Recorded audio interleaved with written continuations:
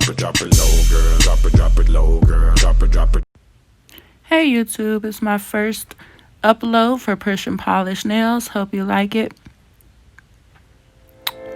So I started with prepping her nails. This is essential for all nail sets to make sure that they stay on properly without lifting.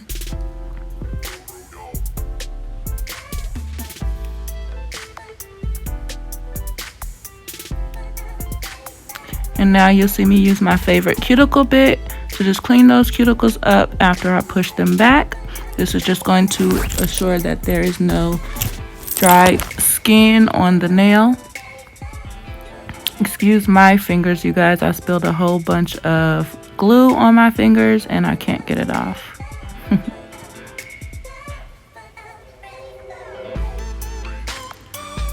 So now we're just adding nail tips to the nails. You want to make sure that they fit correctly.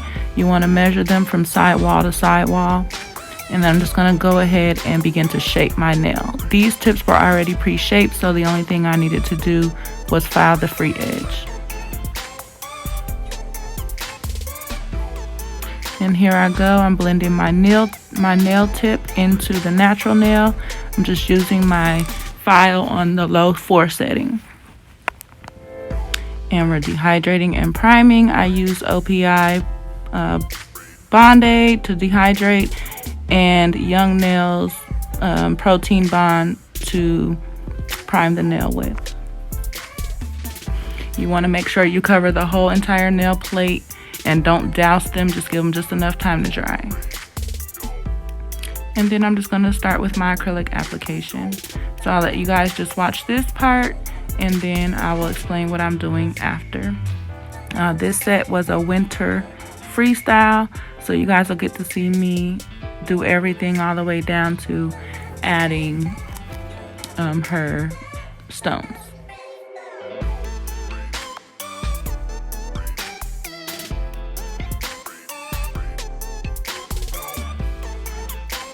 Whenever I'm laying my acrylic, I like to do a 3-bead method. So I start right where the tip overlays the natural nail. That's just to make sure that I'm forming enough strength over the apex. And then I want to finish the nail at the bottom and come back in. My last bead will be my cuticle bead.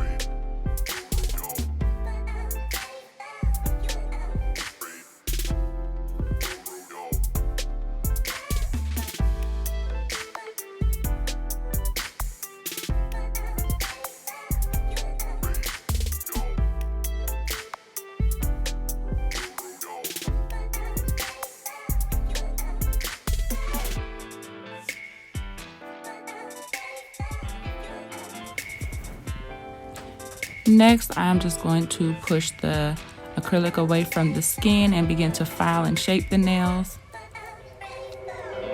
And this is just to make sure that my shaping is very crisp.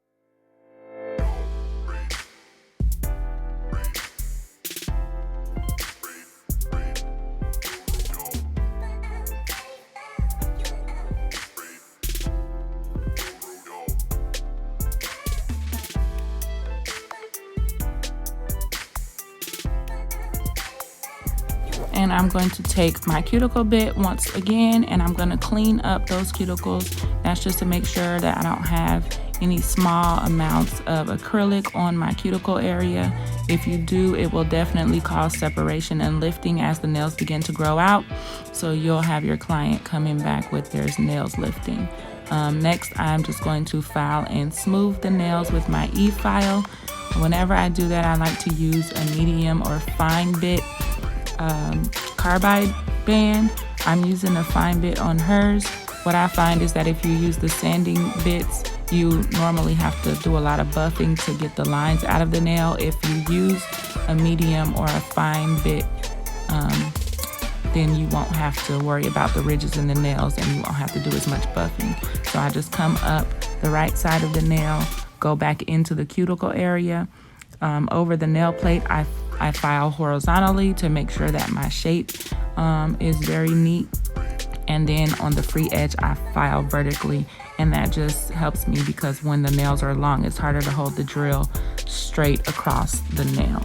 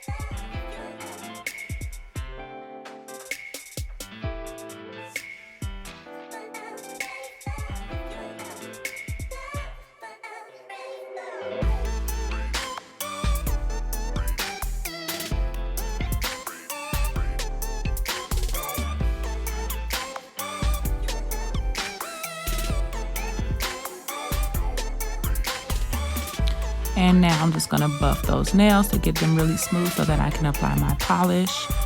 And you'll see me begin to put a base coat onto the nail.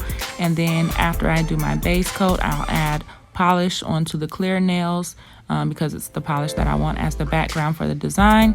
So I'll do 2 coats of the polish, cure in between each coat, and then I will add my rhinestones. Once I add the rhinestones, then I just go back in and I put top coat over all of the nails. And the one that I add the chrome powder to, I put that on after the nail with the top coat has been cured for 30 seconds. And then I put another round of top coat on them, and her nails are finished.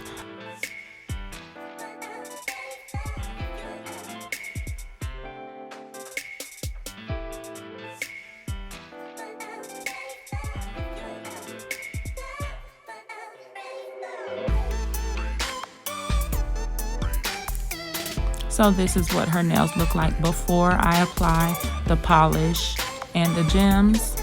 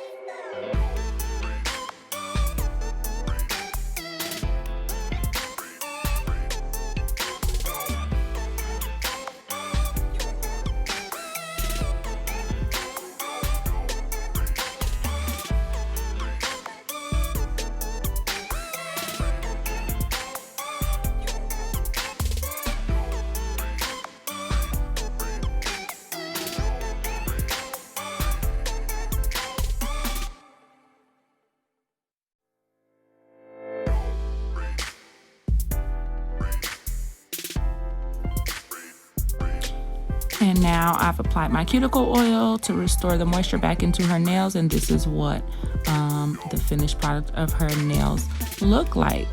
So in just a few seconds, I'll give you a better picture of them, but this is how they looked when I was completely finished.